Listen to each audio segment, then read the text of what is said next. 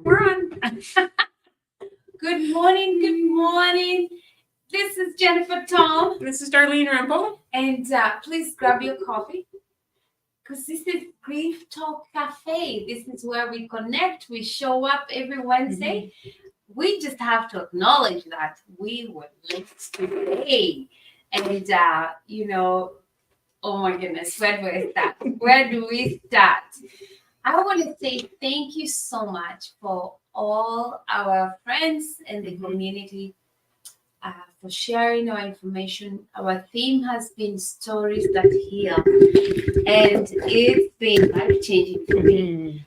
Like, really, us recording and hearing stories and hearing all the comments, I've been so blessed in my life because of everybody who's shared their stories that heal. So I'm going to tell you, from listening to all the stories, it has really made a big impact in my life. What about you, Dal? Yeah, it is. I just love, the reason I love when people share stories, and whether it's on our podcast, which we've had some amazing stories, or when I'm working with people, either in groups or individual, is that our stories really connect us. And so I love the healing part. We're going to talk about connection, but sharing our stories helps us connect with each other in a way that doesn't happen when we're kind of just being on the surface and not and just doing small talk and engaging. But when we want to connect, that connection just helps us. It gives us confidence. It gives us that we're not alone, and it just helps us in our healing. So I love connection,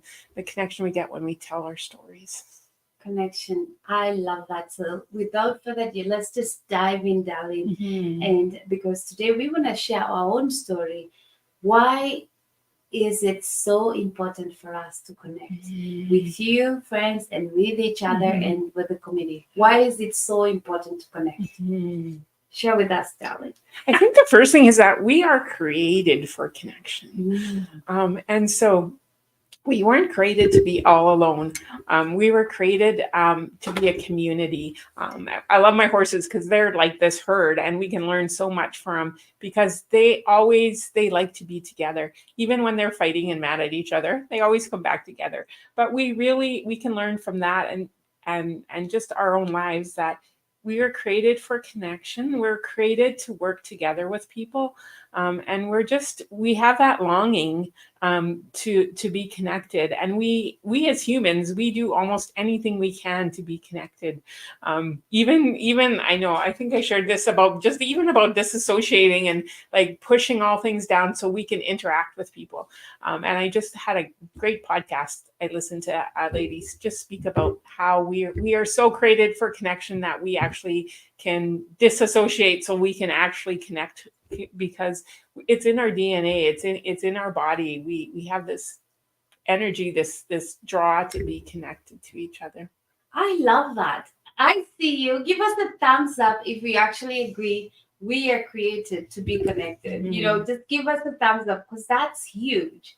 So if we were created to be connected, how do we actually do that? And today we're going to give you 3 practical frameworks that how you do it, because we've all agreed, I see a thumbs up, that we were created to be connected. So number 1, I believe I'm going to share from my own personal story. How we do that is, number 1 is be authentic. Most times we don't connect with each other because either we're trying to be someone else that we're not, or we're not genuine with ourselves. So being authentic is so huge to be connected with each other. What are your thoughts on that, Dali? Yeah, definitely. Right. It's actually when we're in a safe place that we can drop our masks, when we can drop our trying to be a specific person, that we can actually connect. Because until there's kind of this wall, right, up. When we're not authentic. And so yes, I totally agree. When we have the courage and the safe place to be vulnerable, that's when we will find that deep connection that we're longing for. I love what you just said, drop the mask. So if you're just joining us here, Darlene just did a mic drop. Drop the mask. I love that. So we're talking about we're all created to be connected. And how do we do that? We're giving you 3 frameworks how to do that. Number 1 is to be authentic. And I love what Darlene just said, dropping the mask. I'm actually going to share a story where I went to this program, and the first thing we did in this program is that they ask questions. Have you ever stolen? Have you ever driven drug? All the questions that we all don't like to talk about, all the things. And they made us stand up if you did that thing. And by the end of all the questions, we had all stood up. We've all done one bad thing or messy or however you call it. And Darlene and my friends out there, what that did, we took the mask out. And after we all put the mask down, we dropped the mask. Guess what happened? In a room of 50 people, we were so connected. We started seeing each other for who we are without the mask. Yes. Amazing. It was so beautiful. And now all those people are my lifelong friends. Some of you are listening and you know what I'm talking about. And that's the connection. Be authentic, drop down the mask. The next one, and this is, Darlene is a queen of this one. If you want, since we're created to be connected, if you want to be that person, our second framework is be a good listener. I'm still working on that. Darlene, you want to talk about listening because it's huge. Yeah. So in order to connect with somebody, we actually need to create that safe space, and it's us too. We need to be that heart, and we call it heart with ears. We need to be that place where we can be present. That's so huge. We're thinking about our own stuff. We're not even in the present moment. So the first thing about listening is we have to be in the present. We have to learn to take those deep breaths, to focus and be in the present for that person. And then we have to listen without judgment, without criticism. We're not trying to fix. Yeah, so much we try to fix people. And we try to make them not feel sad. We don't want them to feel bad things. So those are the two things. We need to stop fixing, criticizing, trying to get people to feel something different, but just to be there to listen. Because when we can give, when we can be in the present, when we can be listening and give that person that voice, that's what will bring healing. Then they feel heard, they feel valued, and then they have the strength within themselves to figure out whatever else they need to do. Darlene, tell us, how did you master this? Because I am not kidding. She's a master of it. I'm still working on it. How did you master that? How to actually actively listen? I think a lot is practice. I've been spending a lot of time, and as I started practicing listening and starting, I realized that my thoughts would go all over the place. So I think the first thing to be a good listener is you have to be able to acknowledge where you're at and what you're doing. Again, that's getting present, right? You have to be able to do that to be a good listener, and that can only happen with practice, right? Practice listening to your friends. Stop talking. I know it's a hard one. For me, it's a little easier because I'm not a talker. I'm a real internal processor. So for me, it's kind of natural. If you're an introvert or internal processor, you're processing. The problem with that internal processing is you're internally processing while you're trying to listen and you're not really hearing the person. So it's like shutting our minds down. It's like being present with the person, and it does take practice. And just acknowledging where you're at. There's lots of good information and training, right? To be present. So practice is what Darlene is telling us. I will start practicing. I am still practicing. I say I'm a lifelong student on active listening. And I love the work we do here because it teaches us from our research and learning and growing. It has actually taught us that when we listen with the heart, with ears, you pretend like you are open. The problem happens when we listen with this, because when we listen with our intellect or our head, we are listening to analyze, we listen to fix, we listen sometimes, or maybe all the time, we're listening to judge, So if we listen with a heart of ears, that's one way we can move closer Mhm. to understanding that we are all created to be connected. Mhm. Last framework for you is follow up. Mhm. How to stay connected is follow up. Oh my goodness. And I have to say, I learned this from the program that I'm doing with Coach Brendan Bashard. He challenges us all the time to follow up. You know, you walk into these meetings and you meet so many people, and then we go home and we have our own lives and we forget. And Mhm. some of the people that we meet, whether it's in a grocery store, whether it's in an event, you don't know who you can connect to that could change your life. You don't know who you could connect to who could give you active listening. Mhm. So, how about I'm challenging everyone Mhm. today, you follow up with your friends, follow up with your family, follow up, follow up, follow up. You know, sometimes we don't even need to do big things like just like I like the idea of sending a text to a friend and just saying I'm thinking of you, I'm praying for you. That is follow up. Mhm. A long time ago, a few years ago, I learned that it's actually sometimes there's a disconnect of connection when you follow up or when you call a friend when you only need help or when you only need something. Mhm. How about we follow up without needing anything, Mhm. just checking in? And I think those three things help us stay more connected. Mhm. And as Adele shared, we're all created to be connected. So today, three frameworks. Let's be authentic, active listening, and follow up with our friends. Yeah. I'm learning too, and we need to practice, Darlene. Mhm. So, Darlene, tell us what are the barriers? What are the barriers that since we know we're created to be connected, Mhm. what happens? How come we don't do that? Um, I like to relate this even to grief and to events that happen in our life. When we feel pain, when we go through an experience, sometimes often our first thing is to isolate, is to step back, right? Because we don't know what people are going to say. People say the strangest things to us. Sometimes they're not helpful. And we just turn inward when we grieve or have an event, right? We tend to turn inward. So we tend to isolate. That isolation causes disconnection, and putting on the mask causes disconnection. We were talking about the wall, right? So when we feel like we have to be okay, or we can't go out because we might cry, or we can't go out because we might be emotional, we're the I'm fine.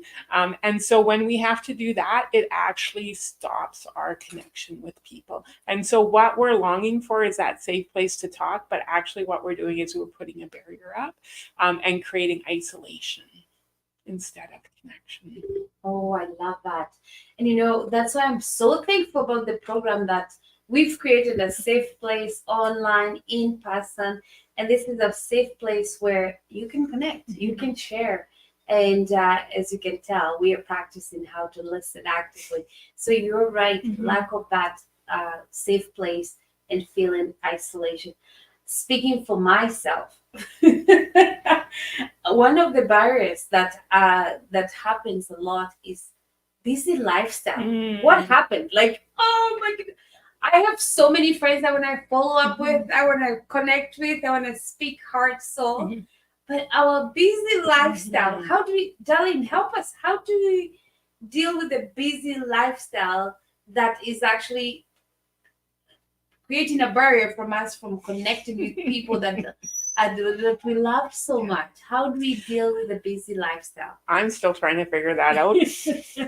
One thing I know is that I guess with my experience, even as I get older, I have less energy, and I feel like I cannot connect with everybody anymore. I feel tired when I get home. I don't want to connect with people.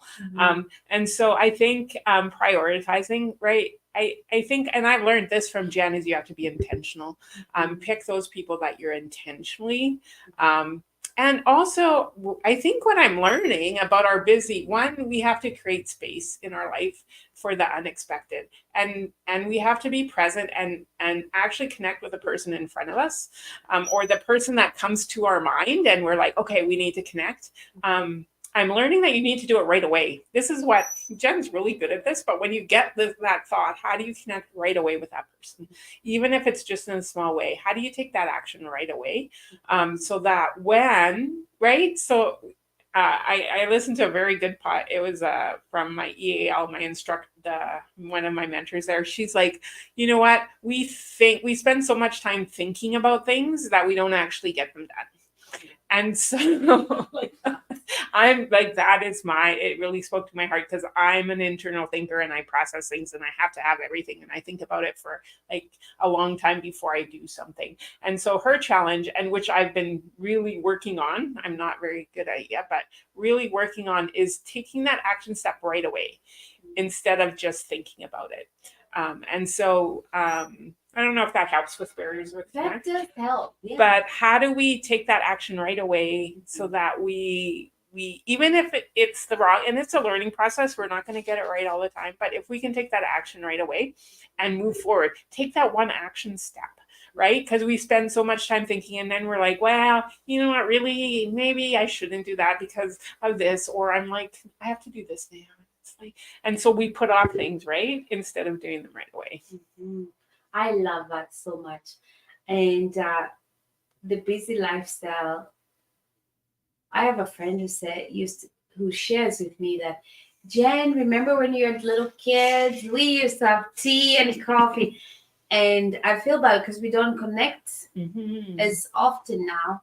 So what has helped me personally is putting it on calendar. If it's, I like to share this so that if it's not on calendar, it's not going to happen.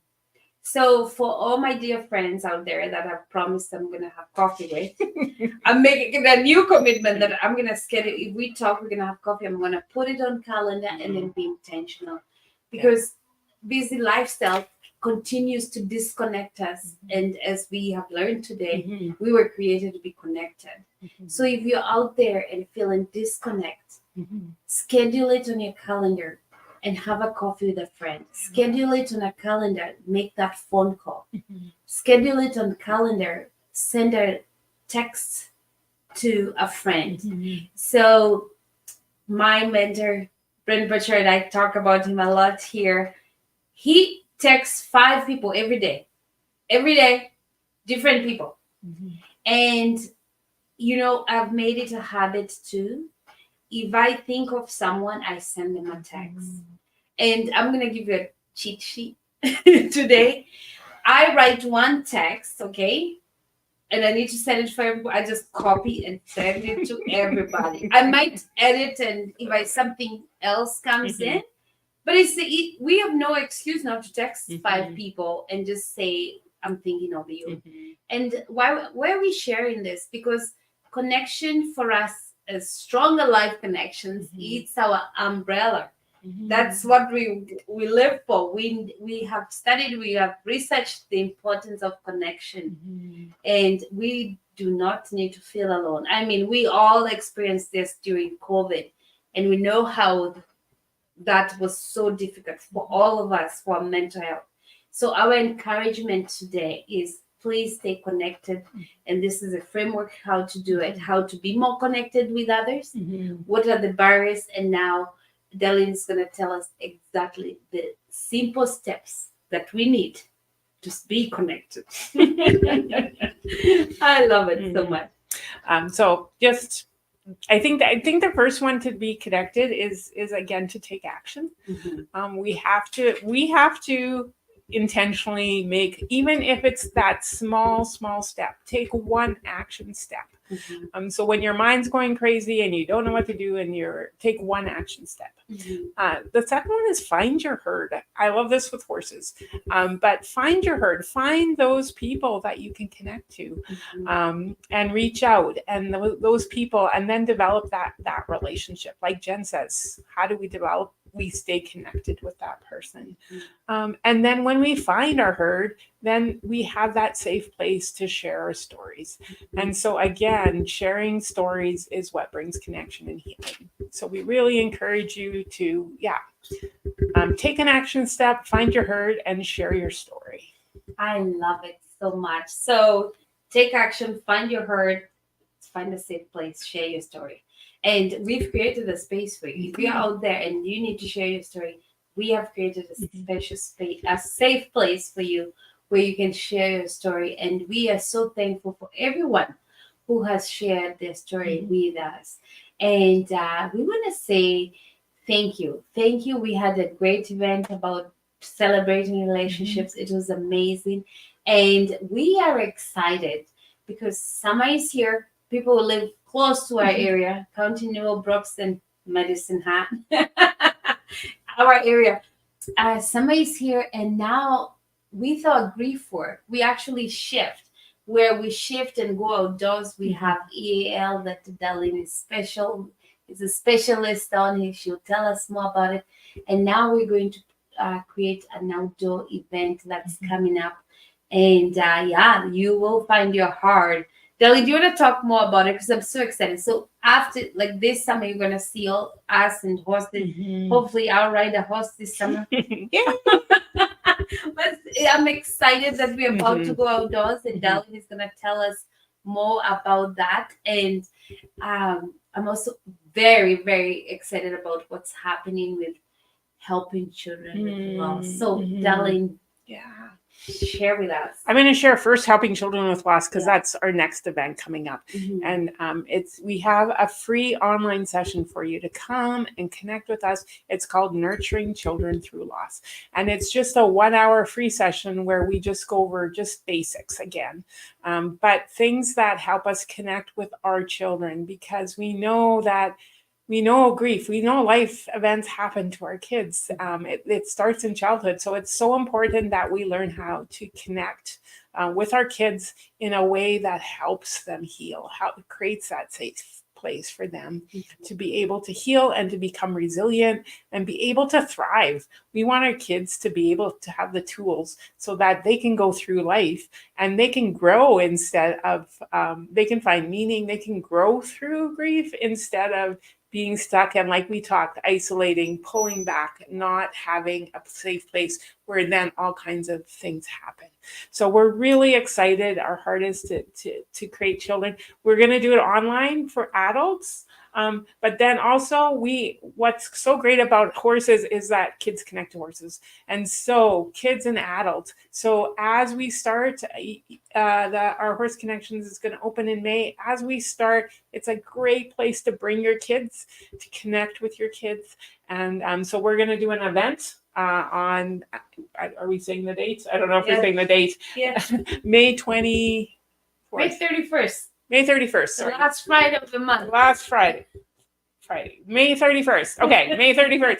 We're going to come and we invite you to come and connect with us. Connect with outdoors, connect with the horses, and we're going to have some other fun events for us to connect with. So we're really excited about that connection and how we can help our community, because this is so important that we can connect, that we can grow and heal together.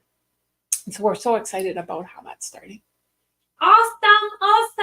So we're going to put all the information on our website. Please check it out. Our website is it's right on the screen. Please share our information. We love what we do. This is like a dream come true. We're able to do this and serve families and connect with us. That's our focus, and stay tuned to more stories that heal. And if you know someone who has a story, please let them connect with us. Let them share. And we can live fully when we share stories with each other. Stories that heal. Take care.